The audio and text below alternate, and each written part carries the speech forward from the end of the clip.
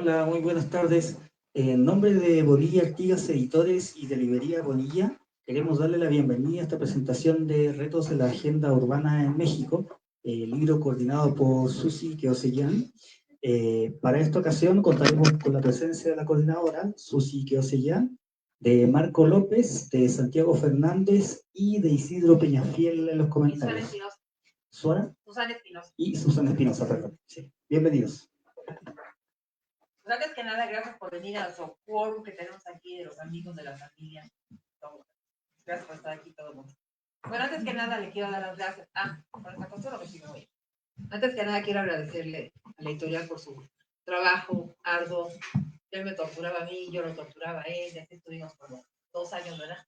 Antes trabajando con el libro, pero ya finalmente después de mucho esfuerzo ya salió y estamos aquí muy contentos. Entonces yo quisiera agradecerles, pues obviamente, a la librería en primer lugar y segundo a mis articulistas, porque pues sin ellos no hubiera habido el libro. Entonces quiero agradecer a todos, aunque no sean aquí todos. En primer lugar a Isidro, ¿no? Por su entusiasmo y deseo de plantear la importancia de la participación ciudadana en nuestra ciudad, que es un tema muy importante. Rodolfo Torres, que no pudo venir, pero es un experto en cuestión de desigualdad social, entonces escribió un artículo muy minucioso sobre la participación y el tema de la participación laboral y el tema de cuidados en México. Irene, que no pudo venir, Irene Fara, que es una experta en temas de comercio informal, entonces realmente un trabajo muy interesante que hizo ella. Gabriel Martínez, que tampoco pudo venir, que es nuestro experto en políticas de salud, es un experto, lleva años tanto del sector público como desde la academia, entonces realmente es un trabajo muy bueno el que presentó Gabriel, igual que los demás. Juan Carlos de Tabigoitia, que es uno de los expertos en temas de medio ambiente, también fue uno de los grandes contribuyentes del libro.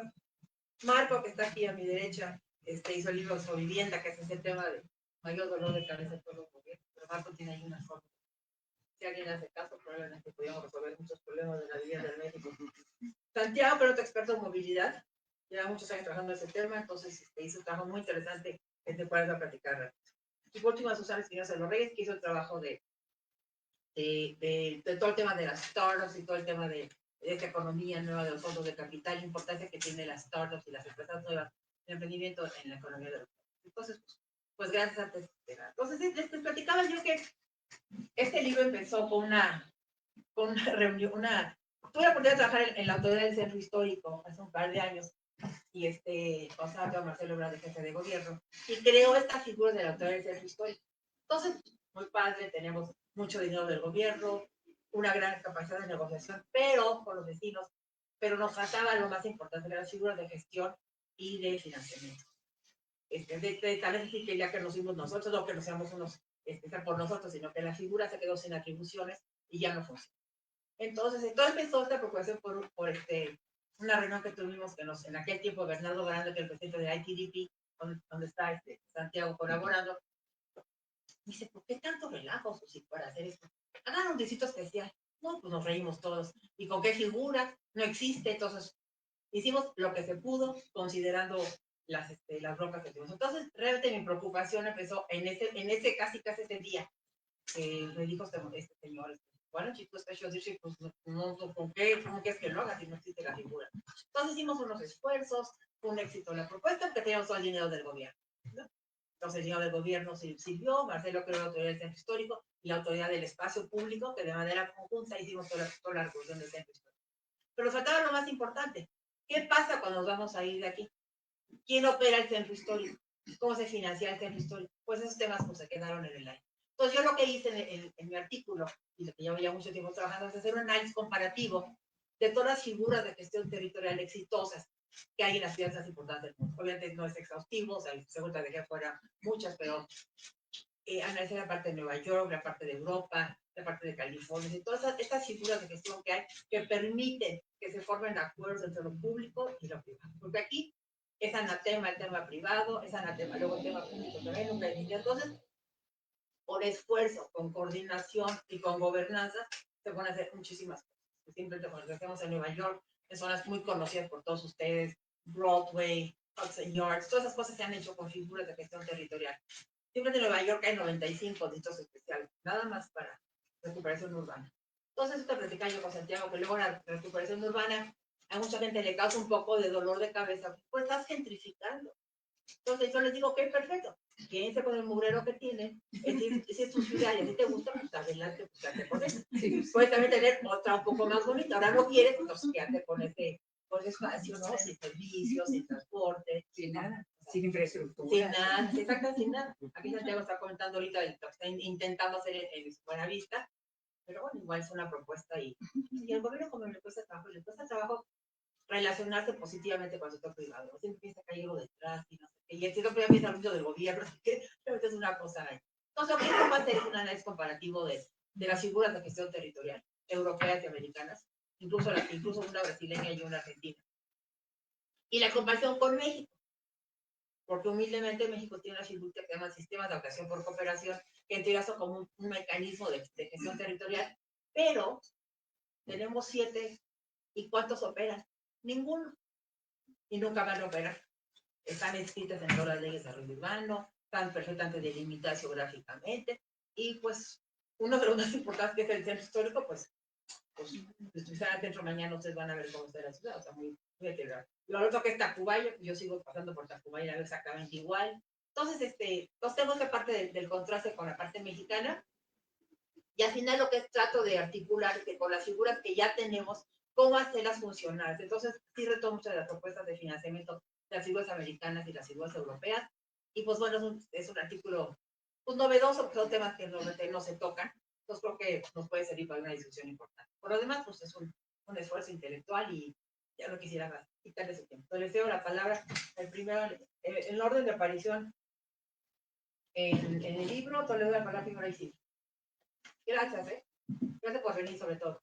Sí, gracias, Susi. Gracias a Librería Bonilla por el apoyo. Uh-huh. Y estoy muy agradecido principalmente con Susi por... He visto cómo, ¿no? Finalmente aquí está ya el libro, ¿no? Sí. Después de muchos años. 3. Y de mucho esfuerzo, creo, de tu parte. Y muchas gracias por la confianza de invitarme a escribir de un tema que siempre decimos es muy poco sexy. Muy poco. La participación ciudadana, tú te pones a escribir algo en el periódico de participación ciudadana, estás viendo el periódico de participación, ¡ay! Te pasas. Otra vez de página y te sigues a otra cosa.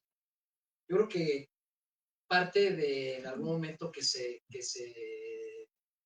deslizaba la idea de que el libro se llamara La Nueva Gobernanza Urbana, entendida la gobernanza como esa forma en donde las decisiones y las gestiones públicas se hacen a través del gobierno, la sociedad y el sector privado. Creo que todos los textos que aquí están terminan, bueno, primero el ejemplo fundamental de que eso es muy complicado, creo que lo tienes tú, coordinando a mucha gente que escribimos aquí y teniendo que organizar el tema del editorial, el tema de los que escriben y el tema de, en fin, creo que es un gran ejemplo de lo que la gobernanza puede llegar a ser de complejo. Y aquí, pues, escribía por ahí en la mañana que estos retos que se plantean aquí en el libro, pues requieren todos de acuerdos interinstitucionales. No hay manera en que podamos hacer algo relativamente positivo y de impacto para la sociedad si no es a través de acuerdos entre sector privado, entre gobierno, entre sociedad.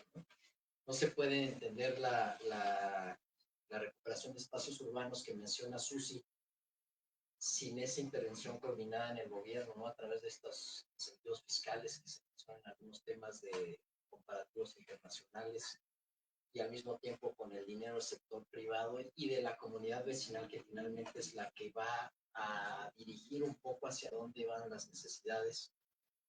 O el tema de comercio popular, ¿no? del que habla Irene, sin una autoridad, sin unos representantes del que ella dice no llamemos comercio informal, sino más popular.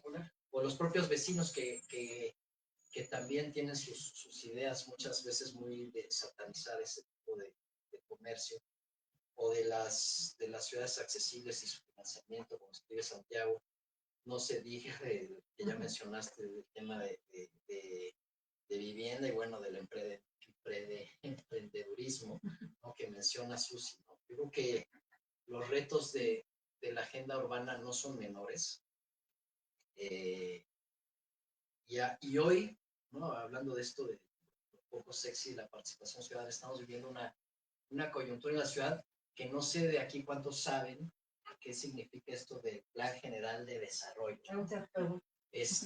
Y ahorita los que estamos un poquito metidos en el activismo ciudadano, vecinal, en representación, estamos sufriendo justamente lo que es todo lo contrario a lo que debiera ser, ¿no? Unas decisiones completamente unilaterales. Hoy había una entrevista ahí de gente que está en este medio movimiento que estamos estando en contra de cómo se ha propuesto este programa. Y la preguntaba a Carmen Aristegui, oye, ¿y quién diseñó el programa? Pues es muy buena pregunta, ¿quién sabe? Porque se pidió por transparencia que me dijeran quién lo hizo, a qué asociaciones se invitaron, y no contestan. Yo en el texto que escribo hago un paralelismo con claramente proporción guardada, pero creo que también de gran trascendencia, de cómo las acciones humanas muchas veces no nos damos cuenta del impacto que tienen en el medio ambiente, en el calentamiento global y al final del día en el futuro del mundo en el que vivimos, ¿no? Pues que se torna cada vez más catastrófico y también es un tema en donde le pasamos la página y donde casi nadie se interesa por entenderlo. Y hago ese paralelismo con el tema de la participación ciudadana y la democracia, cómo influye, quizás sin darnos mucho cuenta, el que participemos para que realmente esa democracia de la que tanto se habla y que nadie sabe muy bien qué es, realmente exista y se fortalezca, ¿no? Y esa participación empieza desde lo local, ¿no? Desde la calle en donde vivimos hasta pues al infinito, ¿no? Y nos falta mucho, ¿no? Nos falta mucho en materia de participación ciudadana, nos falta mucho, hay algunas figuras de participación. Hablo por ahí de 3, ¿no? Los comités ciudadanos, que se les ha cambiado de nombre ya infinidad de veces. El presupuesto participativo, que es un dinerito que da un porcentaje, el 4% del gasto de las alcaldías, que se dirige a que los ciudadanos tomen decisiones para mejorar sus colonias. Y el tema ahí de parquímetros, que por ahí, aunque no tienes tanta incidencia, también es muy importante, ¿no? Se me fue un poco la idea, pero creo que esta parte de la nueva gobernanza, ¿no? Que en algún momento platicábamos, se plasma muy bien en el libro. Yo creo que ahí igual, ¿no? Cuando tienes una buena gobernanza y tienes muy buenos resultados, porque lo mismo figura en el libro, donde después de todo ese esfuerzo de los 3 años, creo que hay un resultado muy positivo que creo que puede generar una buena conversación pública. Entonces, pues ahí yo creo que muchas felicidades y pues nada, ¿no? Que vengan muchos más. Que vengan muchos más. Sí. Y nos vamos coordinador del siguiente. ¿Te parece? No. Lo platicamos. No te llama a tener como el siguiente, ¿no? Me lo voy a pedir ahorita que por favor hable Santiago. ¿Qué tal? Muchas gracias, Susi, Marco, Isidro, Susi 2. Pues muy feliz de estar aquí, también muy feliz de ver ya el libro en físico, ¿no? Fue muy emocionante verlo ya impreso y ver cómo al final todas las ideas que nos habías platicado, Susi, quedaron plasmadas y creo que queda una colección bien interesante de ideas diversas, pero que se hilan muy bien para tratar de abordar pues el enorme problema que tenemos en las ciudades en México, ¿no? Pues cada vez más mexicanos y mexicanas vivimos en las ciudades y parece que no hemos encontrado la manera de producir ciudades que nos sirvan a todas, ¿no? Todavía hay muchos conflictos, la vida en algunas ciudades es complicada y digamos es más complicada para unas personas que para otras. Entonces eso fue, digamos, lo que a mí me disparó la idea del artículo. Fue, pues, por un lado, quería pensar cuál es la ciudad que queremos, ¿no? Eso como que fue el punto de partida. Y después de que más o menos entendemos, bueno, al menos queremos pagar cierto tipo de proyectos, tenemos una visión de una ciudad quizás más equitativa y más sostenible, ¿cómo la vamos a pagar, no? O todo, pues desafortunadamente o afortunadamente, como lo quieran ver, en el sistema en el que vivimos, hay que conseguir recursos para realizar cualquier proyecto, ¿no? Y pues los proyectos públicos no son la excepción y frecuentemente son los que tienen más dificultad para ser fundados y financiados. Entonces, la primera pregunta, la propuesta que yo les hago es pensar en que queremos ciudades accesibles. ¿Y a qué me refiero con el concepto de accesibilidad? Para ponerlo, digamos, de la manera más sencilla, creo que a mí me gusta abordarlo desde el tema de movilidad. En general, podríamos decir que las personas que trabajábamos en la planeación del transporte hace 100 años estábamos enfocados en una visión de transporte, ¿no? Queríamos mejorar la capacidad, aumentar las velocidades, cada vez más carriles, y pues eso resultó en muchos de los problemas que vemos hoy en las ciudades, ¿no? Ciudades que tienen infraestructura para el auto sobredimensionada, que están completamente congestionadas, y eso fue, digamos, en la práctica que este modelo se agotó, y a finales del siglo pasado las personas que están en planeación urbana empezaron a pensar en movilidad. Dijeron, a ver, ¿por qué estamos pensando en transporte si lo que queremos es movilizar personas? Y eso cambió la discusión, dejamos de pensar en vehículos, quizás dejamos de pensar en número de carriles y empezamos a pensar en otro tipo de políticas, como hacer las ciudades más caminables, más pedaleables, más transporte público, porque son modos que tienen más potencial para mover personas, ¿no? Y creo que eso fue un gran avance y nos ayudó a tener algunos de los progresos que hemos visto hoy, por ejemplo, en la Ciudad de México. Cada vez hay más metrobuses, cada vez hay más metrocables. Digamos, la visión, al menos de las autoridades, sí ha cambiado un poco a tratar de impulsar en mayor o menor medida algunos modos más sostenibles, como pues cada vez más caminata, ¿no? Hemos visto proyectos buenos, falta muchísimo por hacer. Y ahora la propuesta que yo les tengo es, pensemos más bien en accesibilidad. ¿Por qué? Porque la movilidad sigue siendo un concepto que asume que nos queremos mover, queremos llegar a algún lugar, queremos movernos de aquí para allá, pero la movilidad nos cuesta, ¿no? Movernos de aquí para allá nos cuesta dinero, nos cuesta tiempo, nos cuesta calorías, nos cuesta esfuerzo. Entonces, más bien, lo que nosotros queremos, si realmente lo pensamos, es acceder, ¿no? Queremos el beneficio, queremos el servicio, queremos la sensación de estar con nuestras familias, más que desplazarnos a conseguirlo. Entonces, esa es la visión de accesibilidad que sé que Marco también retoma en su artículo. Y es interesante cambiar esta perspectiva porque todos dejamos de pensar en el problema como solo el transporte o solo la movilidad y entran otras dimensiones bien importantes que es la ubicación de las cosas, el diseño de las calles, dónde están ubicados, por ejemplo, los trabajos, las viviendas, están conectadas o no, y nos ayuda a tener, digamos, un esquema de planeación pues más integral, ¿no? Que ayude como a aprovechar las sinergias positivas que hay entre el transporte, el desarrollo urbano, el espacio público. Entonces, para no serles muy cuento largo, el artículo continúa pensando, entonces, bueno, ya que de alguna forma, espero que estén de acuerdo conmigo, queremos que las ciudades sean más accesibles, el tema es, pues, ahora, ¿cómo lo vamos a pagar?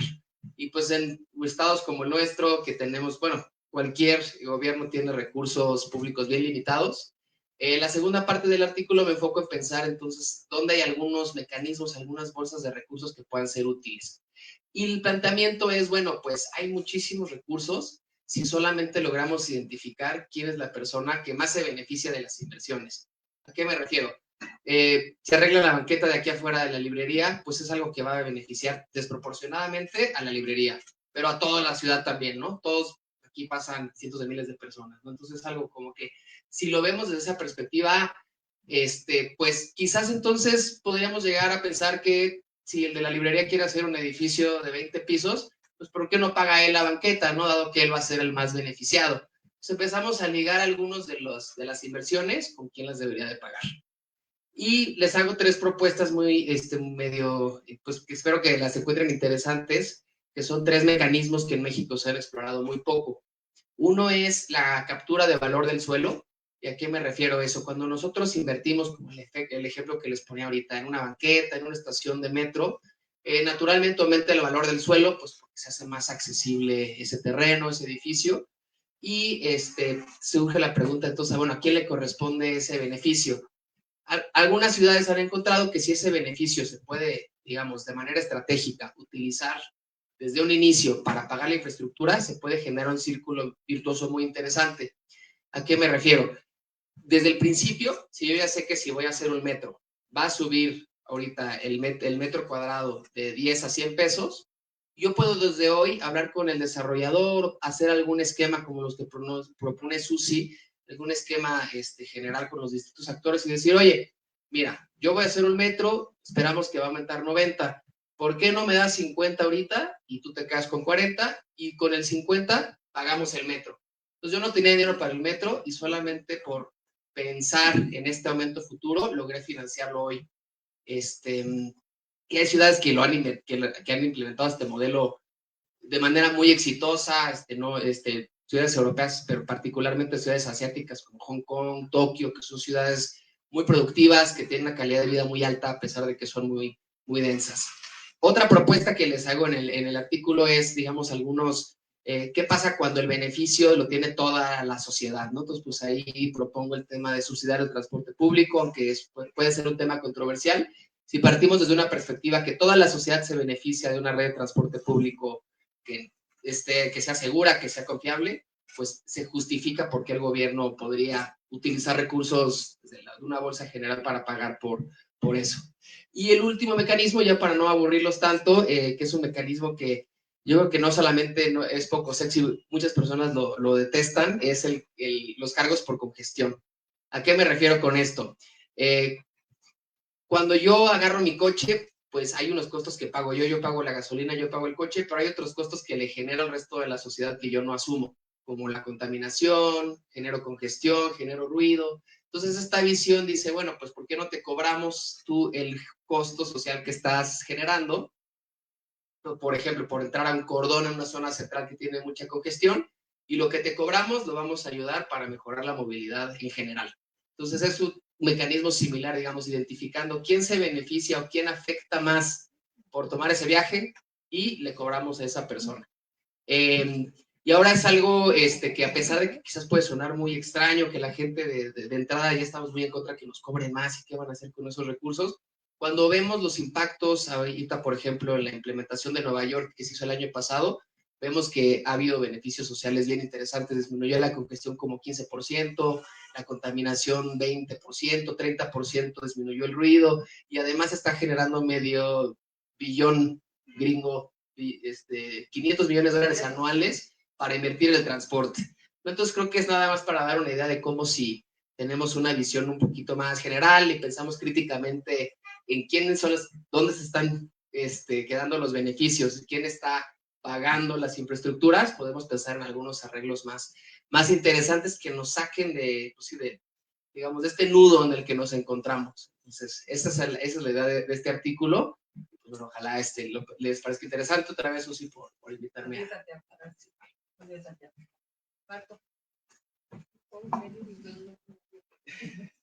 Wow, medio billón. ¿Qué tal? Y todos Los se centavos que te cobran. Y todos se opuso, no, que cobran posible, que están planteando esto, que están locos, y nadie va a venir, todo el mundo sigue yendo y todo el mundo. La cosa que se animaron, y lo que aquí nos animamos a ganar. Sí, o es muy complicado hacer cualquier cosa, o sea, todo tiene.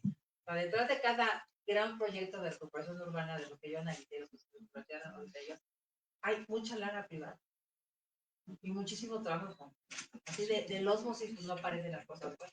Del osmosis se acaba haciendo, hágase una calle, hágase el centro histórico, pues ya que se va a hacer el gobierno y quería que tenía la voluntad política, pues se acaba el proyecto. Entonces, así vivimos, ¿no? Entonces, estos esfuerzos que se van perdiendo. Pero bueno, Al contrario, muchas gracias a la librería, gracias Susi por todo el esfuerzo por corretearnos durante muchos meses. Gracias Santiago también por meterme en el lío. Santiago que lo recomendó. Susi y yo no teníamos el gusto de conocernos, pero por intermediación de Santiago. Y gracias a Sofía García Yamé y también a José Pablo por todo este capítulo, por todo el trabajo. Bueno, yo soy analista de políticas públicas, tengo en el tema de políticas públicas pues ya 20 años, más o menos, un poco más. He visto muchos temas en esta carrera. Entre... ¿No? Sí. Lo escucho. Sí, con gusto. Uno de los temas en los que tengo más tiempo trabajando es el de vivienda, y es un tema en el que he trabajado, digamos, desde varios lados de la mesa. A mí me resulta muy interesante, ¿no? Y a ese tema le dedicamos este artículo, un poco para ponerlos en contexto del tema principal de que trata el artículo. Pues hay que volver a la época donde empezó el gobierno de Fox, más o menos, ¿no? En esa época se hablaba de que había un déficit habitacional de más o menos entre 4 y 6 millones de viviendas, grandísimo, y se decía que había que producir entre 600,000 y 800,000 viviendas al año, y obviamente financiarlas y venderlas, ¿no? En ese contexto, los analistas, y ahí todavía no me incluía yo, porque no estaba de ese lado de la mesa, sino del lado privado, justo, en desarrollo de vivienda, lo que se decía era que era imposible atender ese rezago de vivienda si el Infonavit y el Fobiste no multiplicaban por muchas veces la emisión de créditos hipotecarios. Entonces, en ese tenor, digamos, en ese contexto, el Infonavit, en una administración nueva, Víctor Borrás en su momento, decidió reenfocar al instituto en lo que se supone que debía de hacer, que era emitir créditos para la vivienda, y todas las demás funciones que había hecho el Infonavit durante muchas décadas, que incluía desarrollar la vivienda, construirla y colocarla, pues que se encargaran otros actores de hacerlo. Entonces, por ejemplo, el sector privado, pues que se encargara de construir los desarrollos habitacionales, los municipios que retomaran su función rectora que les corresponde por la Constitución, en fin. Entonces, se crearon una serie de un paquete de incentivos para que eso sucediera así. Por ejemplo, se introdujeron subsidios federales y se hizo un esquema que se llamó de vivienda económica, donde las viviendas que tenían un precio menor de 150,000 pesos, tenían distintas preferencias. Bueno, ¿qué pasó con este nuevo esquema? Si ven los números, pues desde, digamos, si comparan 1990, la década de los 90, con 2008, el Infonavit pasó de emitir 100,000 créditos al año a emitir 500,000. Entonces fue un aumento pues muy dramático, ¿no? Que tuvo como resultado pues la colocación de un chorro de vivienda por todas partes del país, con algunos efectos importantes. Por ejemplo, el 60% de los créditos comenzaron a otorgarse a los segmentos de menores ingresos, cosa que no había pasado nunca. Pero también tuvo algunos efectos importantes negativos. En ese momento no se vieron. El principal pues fue algo que se empezó a denominar en aquella época, estoy hablando de 2010 más o menos, de vivienda deshabitada. En ese momento la administración del Infonavit, la segunda administración de Víctor Borrás, empezó a notar que había ya evidencia anecdótica que decía que había muchas viviendas deshabitadas en el país y no sabían de qué tamaño era el problema. Entonces nos contrataron a nosotros para que le hiciéramos un estudio, les pudiéramos dimensionar el problema. Básicamente se encontró que casi el 26% más o menos de las viviendas que se habían financiado entre 2006 y 2009, el 26% estaban deshabitadas. Escandaloso. No todas esas eran un problema, la mitad estaban en condiciones de deterioro, porque pues, que una vivienda esté deshabitada por sí mismo no es problema, no puede ser una vivienda de fin de semana, de vacaciones, etcétera, etcétera. Pero bueno, el problema fue creciendo. Ya para 2018 había más de 650,000 viviendas abandonadas. Un problema. De hecho, ahorita todavía acabo de estar en una llamada con el BID, el Banco Interamericano de Desarrollo, y se comentaba que en México pues hay un problema muy curioso, que es que al mismo tiempo hay déficit habitacional y hay vivienda deshabitada, ¿no? Que no debería de, sería lógico que pasara. Bueno, después de esto hubo algunos intentos de componer la situación. Hay uno que se llamó Perímetros de Contención Urbana, que pueden ver algunos detalles de más o menos cómo funcionó en el artículo. Pero donde me quise enfocar, nos quisimos enfocar fue en algo que pasó en alrededor de 2022. En 2020 se cambió la ley del Infonavit para hacer algunos cambios, y eso le dio, digamos, pretexto, oportunidad a la administración de ese entonces de Infonavit, que estaba encabezada por Carlos Martínez, para proponer, para cambiar todo el sistema de otorgamiento, las reglas de otorgamiento de crédito del instituto. Y entonces nos dijo a nosotros y a ITDP, algunos otros grupos de organizaciones, oigan, ¿por qué no hacemos un sistema que nos permita medir qué tan bien ubicada está una vivienda, ¿no? Que era justo el tema principal que se veía en los estudios que explicaba este problema de la vivienda deshabitada. Y entonces, pues estuvimos trabajando muchos meses bastante apurados. Había poco tiempo para poder lograr, por temas políticos, sacar esa reforma interna, digamos. Y dimos con un sistema que sigue en operación que se llama Zonas de Consolidación Urbana, que básicamente consistió en digamos, dividir el territorio nacional en cuadrículas de 500 por 500 metros y luego medir desde el centro de cada cuadrito dentro de la cuadrícula la distancia que había hasta ciertos satisfactores urbanos, ¿no? Como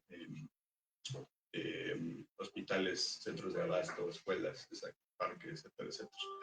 Y a eso le agregamos, justo con colaboración de ITDP, una evaluación de movilidad, que era no nada más que tan cerca está, sino qué tan accesible es en distintos medios de movilidad, como por ejemplo, llegas a estos satisfactores en menos de 30 minutos caminando, en bicicleta menos de 20 minutos, transporte público hasta 45. Entonces se diseñó este esquema y se negoció entre los sectores del instituto para que aceptaran crear esta regla que básicamente dice que a partir de 2022 las viviendas que quieren recibir un financiamiento, para las que se quiere recibir un financiamiento del instituto, tienen que estar en zonas que dentro de esta metodología que les estoy platicando se consideren zonas consolidadas como en proceso de consolidación y que además tengan movilidad media o alta. Y si no cumplen con esos criterios, entonces no pueden recibir financiamiento del instituto. Esto, pues, fue un shock, la verdad, para los sectores cuando se propuso, ¿no? Porque era la intervención, pues, digamos, más agresiva que se había dado desde que se tenía memoria, más o menos. Exacto, porque básicamente el Infonavit, pues, durante los primeros 40 años, pues, 30 años, se dedicó a diseñar, planear, edificar la vivienda y luego le soltó, como les decía, esto a los privados y básicamente se asumía lo que el mercado produzca, si hay quien lo compre, pues por algo lo estará comprando. Y esto era una idea totalmente distinta. Bueno, entonces el caso es, ¿qué pasó con esto? No hay, que yo sepa, evaluaciones independientes hasta la fecha. La opinión que yo, Pablo, les podamos dar, Sofía, pues está sesgada porque participamos en el diseño de ese sistema, ese mecanismo. Ojalá que haya evaluaciones pues independientes que puedan decir cuáles han sido sus resultados, pero en 2021 el Registro Único de Vivienda hizo una simulación donde agarró todas las viviendas que estaban en oferta, digamos, que todavía estaban terminadas, que se podían desplazar, pero que todavía no estaban compradas, y les aplicó las reglas para ver qué pasaba, y resultó que había 10,000 viviendas ya terminadas, con proceso avanzado de construcción, que no se podían financiar ya más con estas reglas que estamos comentando. Entonces, bueno, como les decía, pues fue una intervención que se consideró pues bastante agresiva, digamos, ¿no? No lo digo en términos peyorativo, sino de incidencia, digamos, en el mercado, que creemos que era innovadora y que pues vamos a ver qué dice el futuro, qué tal salió la cosa, ¿no? En política pública todo tiene sus pros y sus contras, ¿no? Sus beneficios, sus costos. Y como dicen los gringos, pues cuando ves hacia atrás la visión siempre es 2020. O sea, siempre la visión es perfecta y todo está clarísimo, ¿no? Ahí se ve lo que iba a pasar, pues en realidad cuando uno está diseñando política pública, en realidad nunca es así, ¿verdad? Si hay algunas cosas que son previsibles, hay algunas otras cosas que no son previsibles. A mí me tocó ver a los funcionarios del Infonavit en la época de 2000, en la década de los 2000, cuando empezaron a hacer sus cambios, y el tema de la vivienda deshabitada nadie lo puede venir. ¿No? Se asumió que los municipios podían cumplir sus obligaciones constitucionales y eso resultó no ser cierto, pero visto hacia atrás, visto hacia enfrente, no era tan obvio. Entonces, bueno, nos pareció, digo, con la debida caveat de que nosotros participamos en la elaboración de esa herramienta, pues nos pareció una experiencia, digamos, digna de contarse, ¿no? De cómo fue el proceso y dejar ahí los datos de cómo estuvo la cosa para ver qué opinión tienen futuros analistas que evalúan lo que se hizo. Y bueno, espero que los detalles les resulten de interés. Y muchas gracias. Gracias, gracias a ti. por el esfuerzo, Susi, porque sí. No, pues el esfuerzo de vivienda es el tema. El tema. Nos agradezco mucho que hayas participado. Bueno, este micrófono sí, te cantamos. Sí. Bueno, de mi lado, gracias igual por la invitación. A mí me costó ver 2 años de perseguir a todos los autores y que ya me acabara el libro, entonces gracias a todos por haber escrito.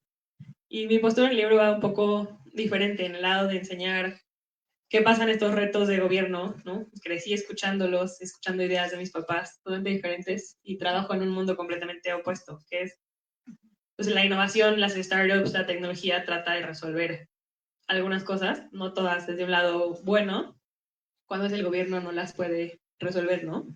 Justo ahorita que escuchaba versiones, pues, de movilidad es uno que desde el lado de la inversión de Venture Capital, los que hacemos es invertimos capital a súper alto riesgo, buscando ciertas mejoras, pues le hemos invertido billones de dólares globalmente y en México a ver si se puede resolver la movilidad, ¿no? Y pues lo que se invirtió en México en movilidad está buscando por más o menos $400 millones en una sola compañía de scooters, que en otros países o en otros mercados emergentes funcionó súper bien, ¿no? El Fondo Soberano Japonés más grande del mundo llegó a meterle capital, pero nadie pensó que se las iban a robar en México. Entonces, pues no iba a funcionar, similar con las bicicletas, ¿no?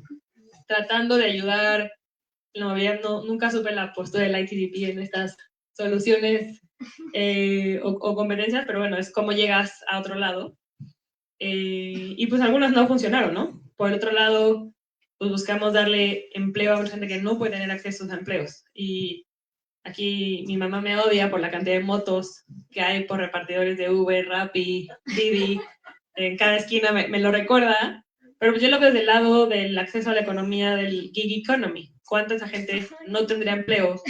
¿Cuánta esa gente podrían ser sicarios y son repartidores de Uber? O son choferes de Uber, son repartidores de Didi y se generan un ingreso chiquitito todavía, pero pues la tecnología les accede a eso, ¿no? Las compañías de celulares refurbished les permiten tener un celular de cierta gama para tener acceso, comprar algo, llegar a frutos prohibidos, recibirlo y entregarlo en la oficina, ¿no? Entonces, como que ese lado, pues todo está financiado con capital privado para seguir creciendo.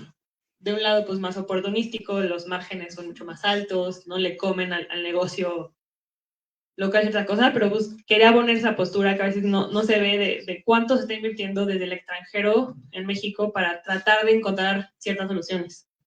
En el tema de vivienda, creo que doy malos ejemplos, pero pues también han fracasado varias de ellas. Es normal, para que tengan una idea, 9 de 10 empresas en las que invertimos fracasan. Esto es una estadística global, no es de México, pero pues han tratado de hacer muchas de temas de cómo dar un crédito más fácil, ¿no? Desde un crédito automotriz, pero cómo dar una hipoteca más fácil, cómo dar una hipoteca compartida, cómo compartir el riesgo de una hipoteca para que sean copropiedades, buscando soluciones para que haya más acceso a tener vivienda. Mi generación, que son los millennials, está comprobado a nivel global que no tienen acceso a vivienda, ¿no? O sea, la renta es su opción aquí y en muchos otros países. Entonces, a través de startups, en esas invertimos en una de créditos, pues cómo puedes llegar a ellos. Entonces, encontrar cómo esta arista de otro lado. Justo siempre hago la analogía de buscamos que una startup solucione algo que a veces el gobierno no puede solucionar. Y cuando una startup busca que el gobierno sea su cliente, pues ya fracasó esa solución para nosotros. Y digo, así tengo mil ejemplos ahí. Luego me escuchan de ideas, ahorita hablamos del éxito de tener productos financiados por capital privado que hoy se venden en todos lados, ¿no? ¿Quién va a comprar Electrolit? Que hablamos hace ratito, ¿no? O sea, hay millones de dólares invertidos detrás de eso, que puede ser luego, pues, le da capital a una familia que lo puede reinyectar en México, te generan empleos, o sea, no solo es una cosita que compramos en el súper o que te tomas en cualquier momento. Entonces, pues nuestra idea principal es eso, ¿no? Dar ese efecto multiplicador. Llevo 10 años haciendo inversiones de riesgo y los primeros 6 años, o como 5 años, fueron espectaculares porque teníamos un gran apoyo del gobierno. Más o menos la mitad del capital invertido en México venía del gobierno, de diferentes mecanismos, desde el BID, como hablabas, ¿no? Pero del INADEM, que es una solución que hicieron con AFIN y el Instituto del Emprendedor. Y se intentó desarrollar un ecosistema bastante importante. El apoyo del gobierno fue clave en eso. Y hoy estamos en un punto de inflexión en donde tuvimos después 6 años perdidos, ¿no? 6 años sin un peso de inversión pública, con ya muy poco de parte del BID y del IFC, porque México ya estaba desarrollado, aunque ya se empezó a desarrollar, pero se quedó a medias. Y ahorita, la verdad, emocionada de ver qué pasa. O sea, esto ya no está en el libro porque pues, lo escribí antes, pero 3 semanas que se anunció que el gobierno vuelve a invertir en todo lo que es capital privado, varios billones de dólares para seguir creciendo. Entonces, no somos tan malos en el ecosistema emprendedor y en el sector privado. Ya se dieron cuenta que podemos dialogar y llegar a hacer cosas juntos. Y sigue siendo un país súper atractivo para los extranjeros para invertir, ¿no? Entonces, creo que ahí es algo que está interesante, es encontrar, pues, muchos de estos problemas que necesitan, ¿no? Desde, hablabas de los parquímetros. Vimos 40 startups que querían cobrar parquímetro en una app, hasta que se logra, el vecino, no sé cuál es la opinión, mi opinión de vecina es amo los parquímetros, hacen tu vida más fácil, lleva el lugar, es más eficiente, pero pues ahora esos parquímetros te dan seguros, te aseguran tu coche si te estacionas en un lugar y se roban los espejos. Muchas cosas van, nadie lo lee, pero hay un anuncio de Chop, y le das clic, te lo aseguran mientras estás estacionado. Todas esas vienen de soluciones de startups que están tratando de encontrar espacios en ciertos huequitos, ¿no? México es una opción de cómo se han lanzado, de los de Estados Unidos, los de Europa, hacia todas son incomparables, pero bueno, les quería dar, es el último capítulo del libro para dar esa visión desde otra perspectiva y pues, seguiremos viendo qué pasa en los siguientes años. Muchas gracias. Aplausos a todos.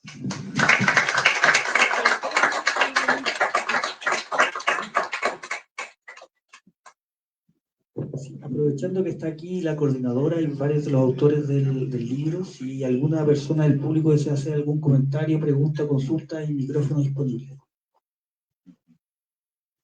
Pregúntenme. Nos preguntamos nosotros. Pues a ver,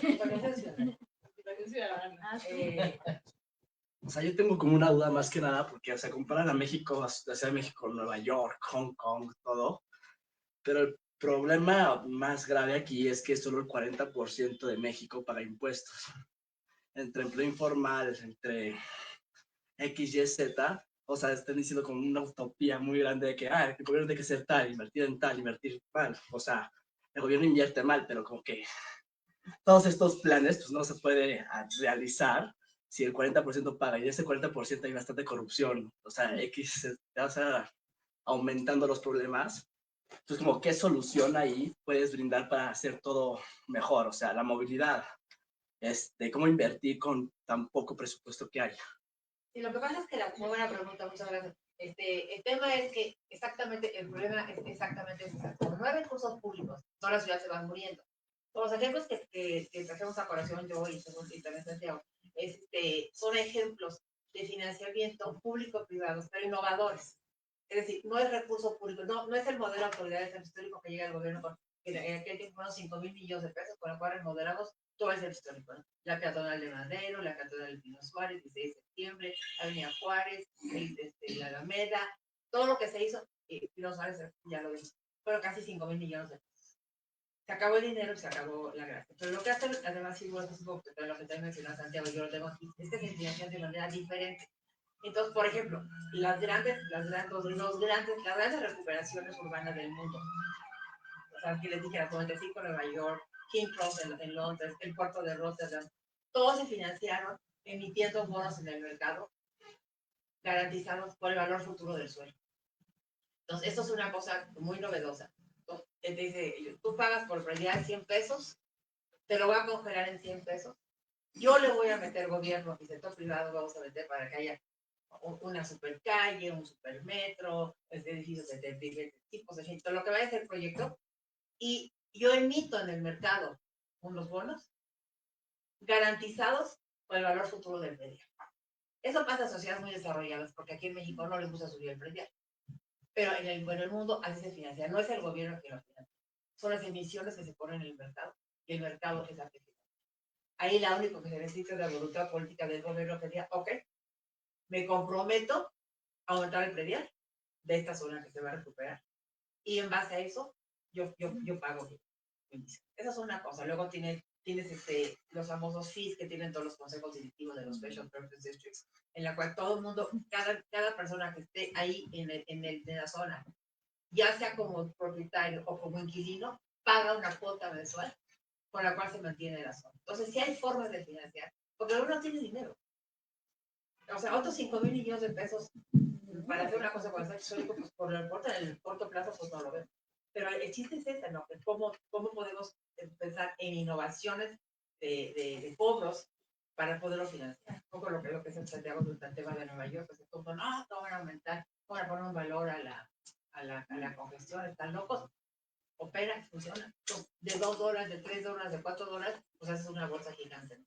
Entonces, sí hay muchas cosas que se pueden hacer. De hecho, la propuesta que yo tengo, estoy utilizando las figuras que ya existen, que se llaman los sistemas de actuación por cooperación, que ya les dije que ninguno funciona. No funciona porque no hay ningún arreglo con el sector privado. No hay ninguna. La mexicana, por ejemplo, creo que lo único que funciona es el parque, y si el centro comercial no tiene Isidro, hay unos múltiples changarros, ¿no? Pero funciona porque es como un mall. Entonces funciona, entonces todo el mundo paga, entonces, porque la figura de gestión territorial, yo te acusé la palabra por los se parecen a la forma en que opera un centro comercial, más que sin inversión. Es decir, todo el mundo coopera, todo el mundo paga un fee, cosa garantizas que esté limpio, que esté seguro, etcétera, ¿no? Que si te cae se rompe la ventana y no va a comprar, entonces no se va a romper. Entonces, esa es la parte que a mí, de persona, creo que sí se puede hacer. De hecho, estamos trabajando en la Secretaría de Economía, que estoy de consultor, viendo lo de la figura de los polos de desarrollo. Y yo les dije, si no le pones una figura de gestión y financiamiento, no van a servir de nada. Porque nos damos nosotros el gobierno, llega alguien más y ya se acabó el polo. Entonces, estamos trabajando en el tema de la gobernanza de los polos, porque es un sistema fundamental. La gobernanza es la que te permite. Entonces, puede ser un montón de cosas que están como fuera de la ley. No es sentido no fuera de ser ilícito, sino arreglos diferentes que se pueden hacer. Por el pueblo de Rotterdam se hizo porque digo, yo tengo un montón de suelo que no uso para nada. Entonces el gobierno entra con el suelo y el desarrollador entra al desarrollo. En la figura del pueblo de desarrollo es igual, el suelo es del gobierno y lo invierte en el privado. Entonces sí hay cosas que se pueden hacer y sí entiendo esa cosa de que pues, si se hace el gobierno, pues no, nunca va a pasar. Seguimos con las raquetas amonadas, con las bicicletas que ya no sirven, eran ya templados y no sirve que ya tampoco. Entonces te quedas con el mugrero, como yo les digo, es que se gentrifica. Pues sí se gentrifica, porque se aumenta el valor del suelo. La otra, y lo repito, quédese con el mugrero, o sea, no importa. Pero analízate lo que hacen las demás ciudades. O sea, el ejemplo de King's Cross en Londres, o sea, que era una zona muy deteriorada, con el transporte que habían hacia París y Bélgica, y todo lo que se metió para hacer impuestos. Tienes una zona pujante, ¿no? Porque se financió con un TIF, se financió con la lana que se cobró con el precio. Entonces hay universidades, restaurantes, transporte público, transporte privado, todo del mundo en un super lugar, obviamente con un suelo más caro, también en Londres, pero con una zona pujante. Igual en Nueva York, o sea, todos esos DIF, pues así funcionan. Tiene un consejo directivo, la gente que forma parte de él paga una cuota y además son vinculantes. Ellos hacen, tú dices al gobierno local de Nueva York, Washington, quiero hacer un BID, un Business Improvement District. Ok, perfecto. Vamos a hacer una votación. El municipio organiza una votación y votan los dueños del suelo y los usuarios del suelo. O sea, que rentan. Por ejemplo, Broadway, que ese fue los ruidos que se hizo. Pues pagan los teatros, pagan los cines, pagan las tiendas, pagan todo. Pero ahí en Broadway, un arreglo que incluso un porcentaje de ISR también regresa a la zona. Y lo más importante es que otras figuras están facultados para que los impuestos que se cobran ahí, todos los derechos que se pagan, regresa a esa zona. No regresa a Tláhuac el carácter de semáforo, regresa a esa misma zona. Entonces vas generando pues capital económico. Entonces, ahí, esto fue el caso en Kings Road, es un super hub de startups. Pues sí, porque la gente va al lugar, está padre, ¿no? Da gracias, pero tienes un montón. Entonces, sí hay cosas que se pueden hacer. Yo creo que había que innovarle. En México hay una situación que se llama sistema de actuación por cooperación, que es una súper malísima copia de una figura de un distrito especial. Y pues ninguno funciona, ninguno opera. Sí están pagando todos los que se asocian por tener densidad y altura, pero todavía no. Entonces, todo es burocrático, todo es complicado, pero bueno, hay que empezar positivo y tratemos de pensar que algo. Pero ahí las startups te lo pueden solucionar un poquito, o sea, es más positivo. O sea, justo creo que los puntos, y mi papá me odia por esto que voy a decir, pero es la bancarización. No. Mi papá porque no usó efectivo. Ah, sí. Y le causa estrés. Pero hace 10, 12 años, una de las primeras inversiones que me tocó liderar fue en Clip. Seguro vieron, ya no tanto porque ya no van tan bien, pero la terminal naranja, sí pagaron. Y le decíamos a Adolfo, ¿cómo podemos ayudar en México para que haya más dinero, para que avancemos más? Y un poco lo que dices, o sea, que el 40% o el 70% de la población pague impuestos. O sea, porque yo sí los pago y pues digo, el de al lado de mí no lo paga y hay que mejorarlo, ¿no? Y la bancarización a través de las fintechs es una de las cosas más fuertes que se han movido. Por eso está la Comisión Nacional Bancaria de Valores, Hacienda, todo el mundo promoviendo el uso de las fintechs. Por eso hay miles de tarjetitas hoy. No es que te ofrezcan nada diferente, pero simplemente hacen que estén las empresas bancarizadas. Y ahí el impacto que tuvo Clip originalmente, ¿no? En bancarizar a las... O sea, literalmente hoy en la Condesa Roma, Polanco, Juárez, el ambulante trae un Clip. No les pagues en efectivo, págales con tarjeta. En el mercado tienen un Clip, no les pagues en efectivo, págales en tarjeta, ¿no? No vayas al cajero, no saques efectivo, no necesitas efectivo, pagan un estacionamiento con Parco, no uses efectivo. Al no usar efectivo, aseguras que el establecimiento pague impuestos. ¿Por qué en Estados Unidos todo esto funciona en muchas cosas? Porque no puedes no pagar impuestos. O sea, en Estados Unidos todo está bancarizado. En México el efectivo es lo que hace que los negocios estén en esa área gris, en donde vendí 100, declaré 50 y me quedé con 50. Pero pues debería de haber declarado 100, ¿no? Entonces, esa bancarización con las fintechs va muy importante. Mercado Libre le está pegando a dominar el mercado y lo está haciendo muy bien. La verdad, está regalando terminales, está dando comisiones súper baratas, pero ese es un ejemplo clave. O sea, al bancarizar al puestito de la esquina que ahora te venda vía Mercado Libre, ya pagó impuestos. Y entonces ya no tienes la opción que a lo mejor nuestros abuelos tenían de hacer todo en cash, ¿no? Y tienes que pagar impuestos. Y pues nos va a llevar que en muchos años sí haya mayor recaudación. Y eso me hiciste acordarme de, o sea, yo le decía a mi esposa, tiene por lo menos 10 años que viajamos a Estados Unidos, que viajamos relativamente frecuentemente, tiene por lo menos 10 años que yo no llevo dólares en efectivo a Estados Unidos. ¿En serio? No lo necesitas. Es que no necesitas. Todo, eso es lo que digo en broma que me dio mis papás. Mi papá es como, te vas de viaje mañana, ya cambiaste dólares. No. O sea, cuando vas a migración, how much cash you have? Pues nada, $2 que están en mi cartera. O sea, y sí la he sufrido cuando llego al estacionamiento y no aceptan apps. Y pues tengo que buscar un cajero, pero pocas veces, y hago un esfuerzo por no usar efectivo, pero pues ayudas a esos negocios a... Sí. Por otro lado, también hay que contextualizar un poco el dato que comentabas, porque, o sea, por un lado, que yo recuerde, la cifra del 40% de informalidad de México se refiere al número de personas que están fuera de la seguridad social. No es exactamente los que no pagan impuestos, ¿no? Son los que no están en seguridad social. Por otro lado, pues la verdad es que todo el mundo pagamos impuestos en el país, algunos pagan menos que otros. la gente que está en la informalidad, en los puestos informales, economía popular, etcétera, a lo mejor no pagan ISR, no, los que no usan Mercado Pago Clip, ¿verdad? Los que manejan efectivo. Pero sí ISR lo que no pagan, sí pagan IVA, por ejemplo, porque todo lo que compran, Sí, se iba. pues trae IVA, ¿no? Entonces no es que la gente no pague impuestos, ¿no? Yo creo que es una narrativa que tenemos que empezar a deconstruir, porque la impresión que yo tengo es que es una narrativa que ha construido cierta clase, cierta alianza, digamos, de intereses en el país. Y yo soy de izquierda, pero soy muy lejano a la radicalidad.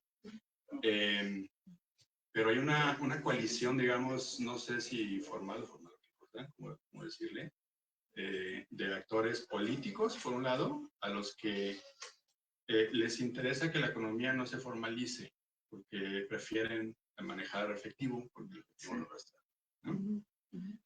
No sé si recuerdan ustedes cuando hubo el impuesto a los impuestos en efectivo, ¿no? Y lo echaron para atrás, antes de unas elecciones federales, casualmente, ¿no? Y por el otro lado está la gente más rica del país que no paga, sí, que va escrito los más ricos. Yo no me, desafortunadamente no me incluyo en esa teoría, pero digamos dentro del esquema de todo el país, pues sí, pero en realidad no somos un país de tasas altas de impuestos, pero para nada. O sea, si ves tú lo que pagamos nosotros, por ejemplo, del predial que ahorita comentaban, versus lo que se paga en Estados Unidos, es como un décimo. O sea, no tiene nada que ver. Y entonces, ¿qué es lo que tienes? Que hay gente muy rica en el país que ve la manera de darle la vuelta a los pocos impuestos que hay, porque en el país además hay muchas clases de impuestos y es muy difícil sacarle la vuelta, porque le sacas a la vuelta a uno, pero entonces te pones con el otro, ¿no? Y tratas de sacarle la vuelta a este, pero resulta que entonces te cobran aquel que no estabas pagando. Y por el otro lado, pues los políticos en este país son muy ricos, ¿no? Entonces, por eso tiene muy poca probabilidad de éxito, aún teniendo una clase gobernante ahorita que se supone que es de izquierda, nuevos impuestos en el país, impuestos el otro día leía que hay una riqueza, ¿no?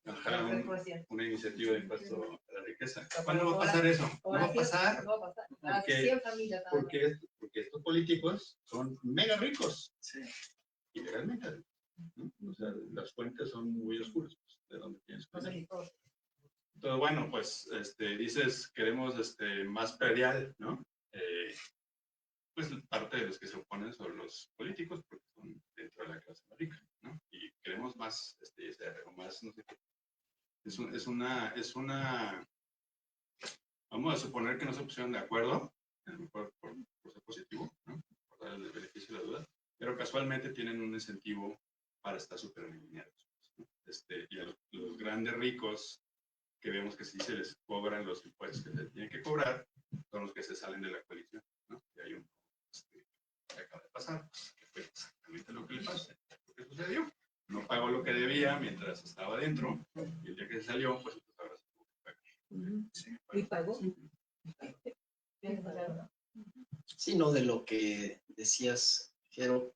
Por ejemplo, un ejemplo es Parquímetros, ¿no? Parquímetros es una inversión de un privado que no debe ser mucha la inversión, y al final del día el ciudadano pone en la alcancía o en la aplicación, ahora, antes no había aplicación,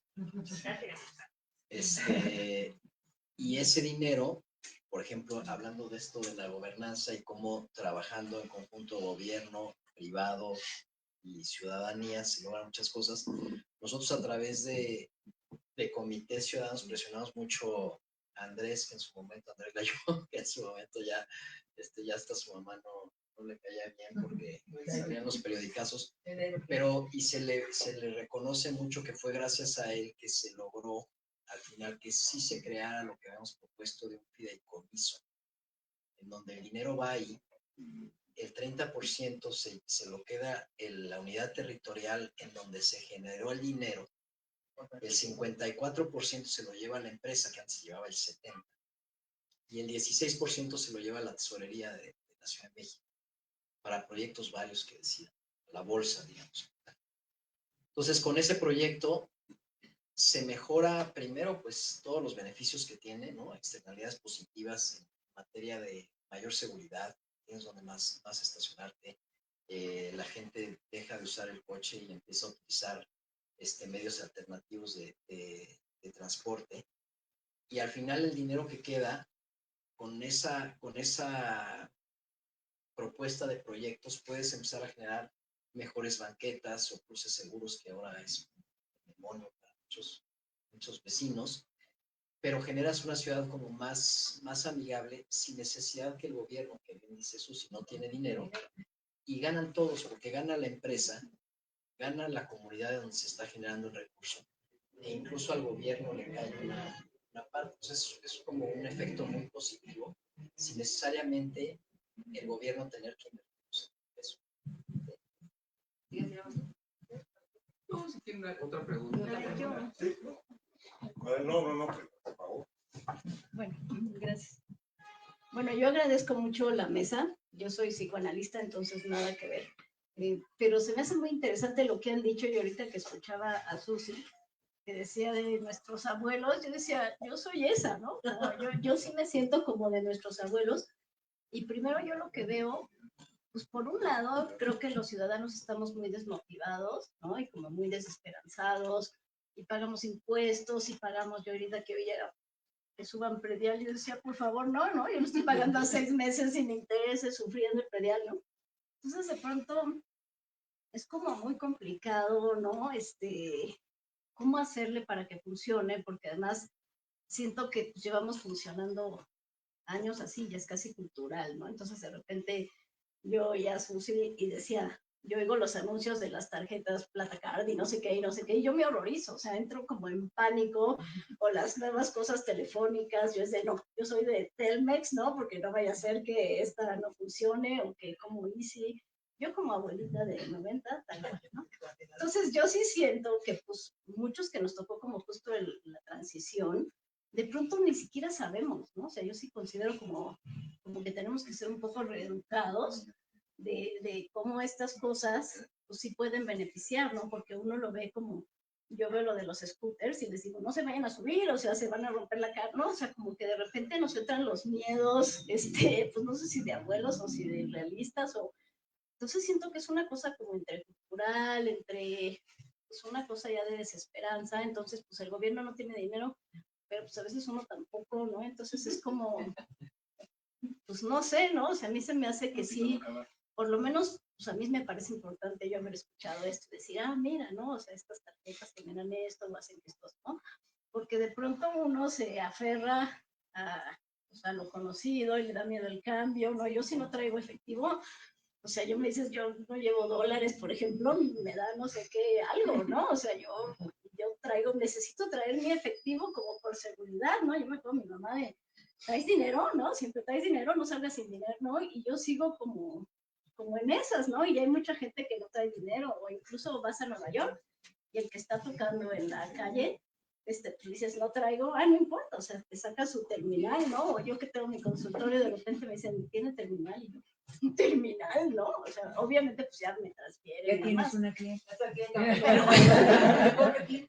Pero bueno, ¿no? No, ya tenemos una app de AI para psicólogos para que tus pacientes te paguen a tiempo. Y no los tengas que perseguir. Ya me pagaste la consulta. Eso está bueno. Pero sí, un poco eso. Sí. No, esa no es broma. Es verdad.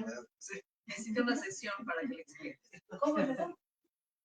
O sea, es un agente de inteligencia artificial que por WhatsApp le recuerda a tus pacientes que te paguen la consulta, porque entiendo que un gran problema de los psicólogos, psiquiatras y nutriólogos es que te dicen, ay, llegando a mi casa te pago, y llegando a mi casa se convirtió en 10 días que no te pagan, 6 meses que no te pagan, el que nunca regresó y nunca te pagó, y es horrible estar, hola Susi, ya me pagaste, sí, o no entra mi pago a la cuenta, solamente no te han pagado, entonces eliminas la fricción de estarle cobrando al paciente, y un agente de inteligencia artificial lo hace.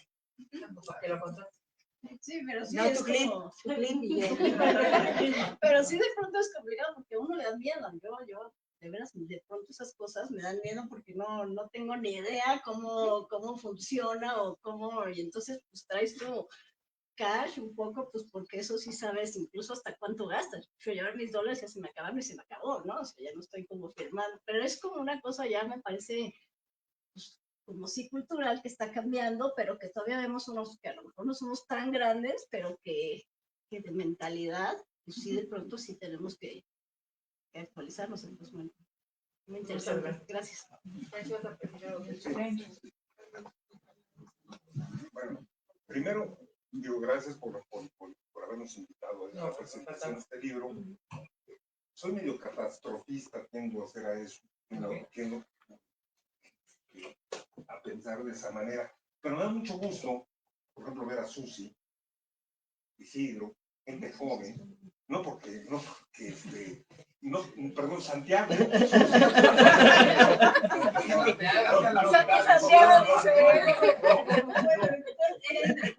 Sí, no, por eso. Pero, o sea, el nombre róbamelo, pero no de joven. No, pero realmente el panel, los más jóvenes son Santiago y Susi. No creo estar equivocado. Y que estén inmersos en este proyecto, pues a mí se me hace fantástico, ¿no? Incluir a la gente joven, porque además nosotros, yo creo que soy el más grande de acá, ¿no? ¿Quién sabe?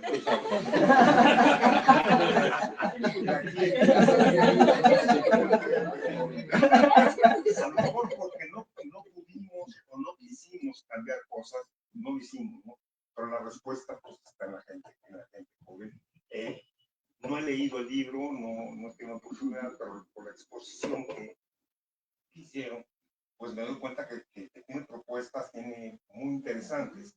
Sin embargo, por ser catastrofista, por haber vivido y por haber visto lo que he visto desde, pues, sabes, desde López Mateos, ¿sí?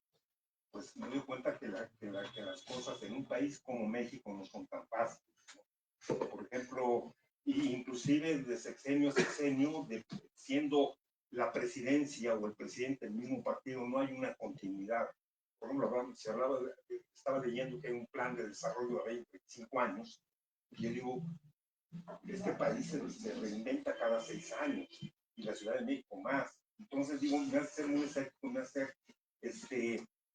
pues poco optimista respecto a lo que puede venir, ¿no?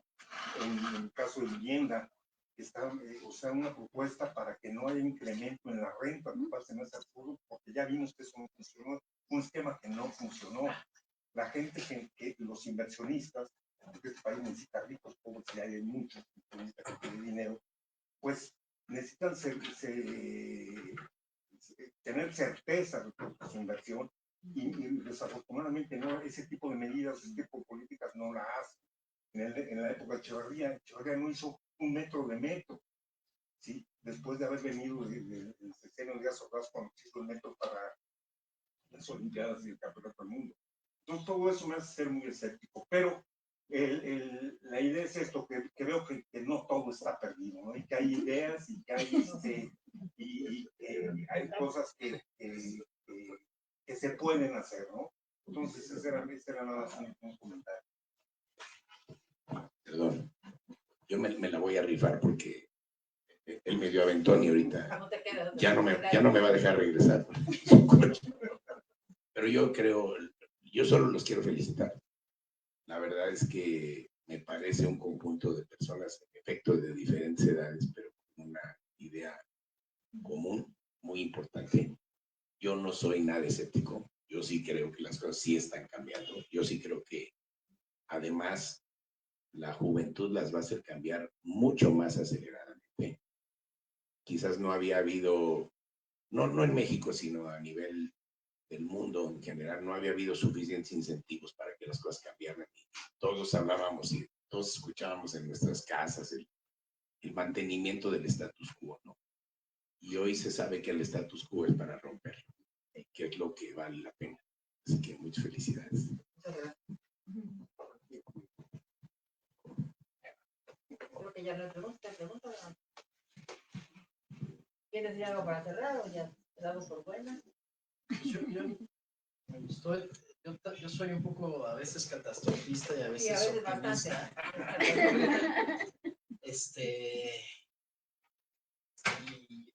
Y qué pena que siga tratando de vender mi tema no sexy, pero el gobierno no lo va a hacer por sí solos. El gobierno no nos va a sacar de donde estamos. Yo creo que estas propuestas que traen, ahora ya veo que yo ya no estoy en esa parte de gama de gente joven, pero hace ratito se me fue la idea de por qué la participación ciudadana es tan importante para la democracia, ¿no? Y eran tres cosas, ¿no? Una es porque te vuelves partícipe de las decisiones que te afectan. Y hay mucha apatía. Hay mucha apatía primero porque vivimos un país con muchas carencias y la gente no tiene tiempo de estar viendo temas de participación. O sea, llega después de un trayecto de 2 horas de su trabajo. ¿Qué le va a interesar? ¿Qué le va a interesar más que mucha gente pues llega y se acuesta y se duerme para regresar otras 2 horas en la mañana? Entonces hay una falta de recurso de tiempo, de dinero.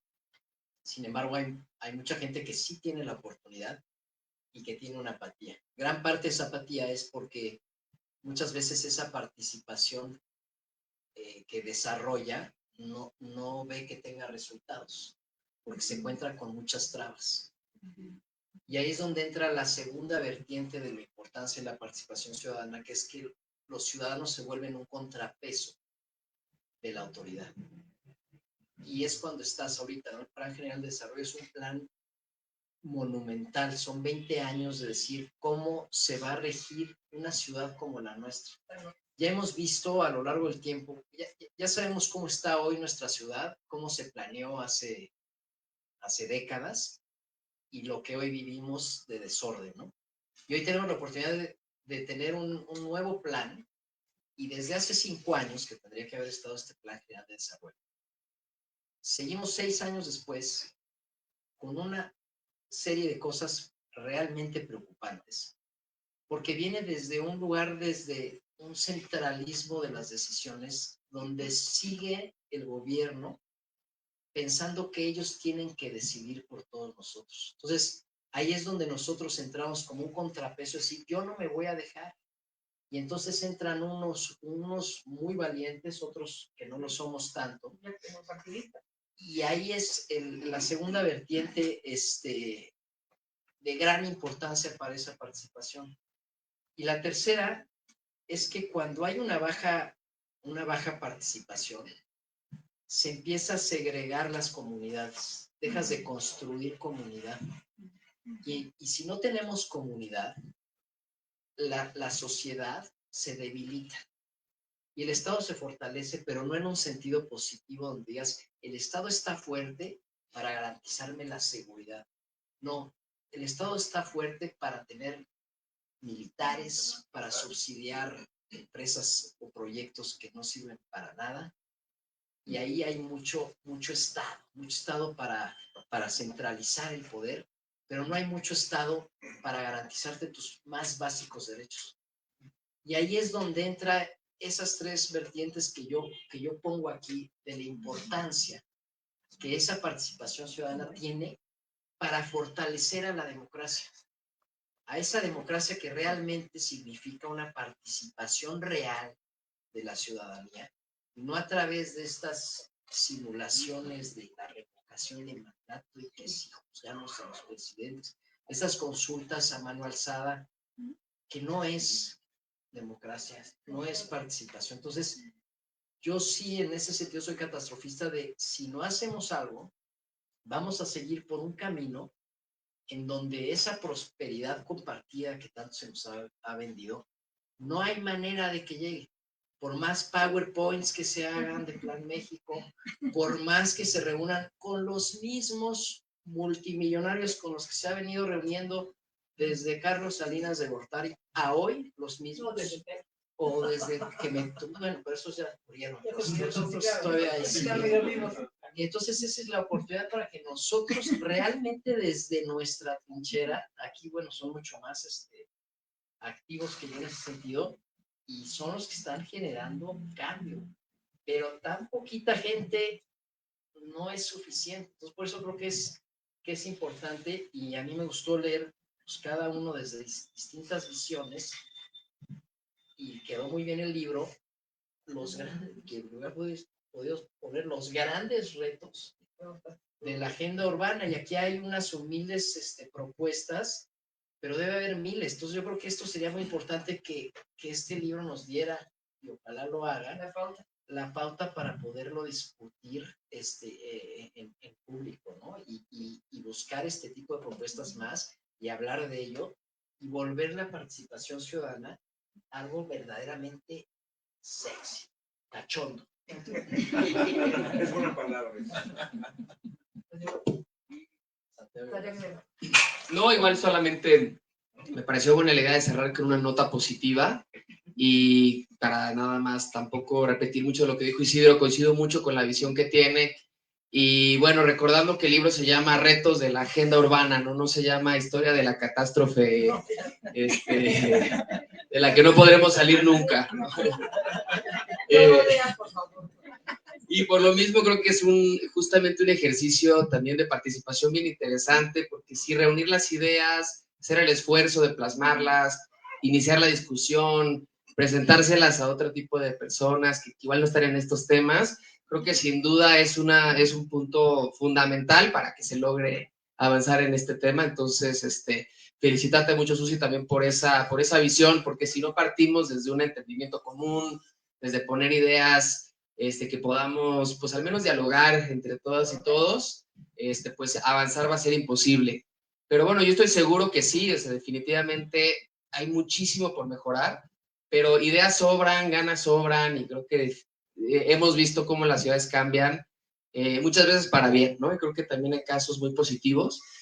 Una manera es, sí, creo que muchos de los ejemplos en el libro que vienen de otras partes del mundo, sin duda es un gran punto de partida, hay mucho que aprender de nuestros vecinos siempre, y más cuando tienen datos y hay información confiable. Entonces, pues eso es lo que yo los invitaría a, pues a ver si a leer el libro entre todas y todos y seguir conversando, seguir sumando ideas. Y también sí me gustaría, este es el punto de Isidro, que sí tenemos que involucrarnos, ¿no? Ya sea desde la parte, desde donde podamos, desde nuestra trinchera del día a día, desde tratar a las otras personas con las que compartimos la ciudad con respeto, hasta, pues sí, tratar de alguna forma involucrarnos en la toma de decisiones cuando sea posible. Pues bueno, muchas gracias.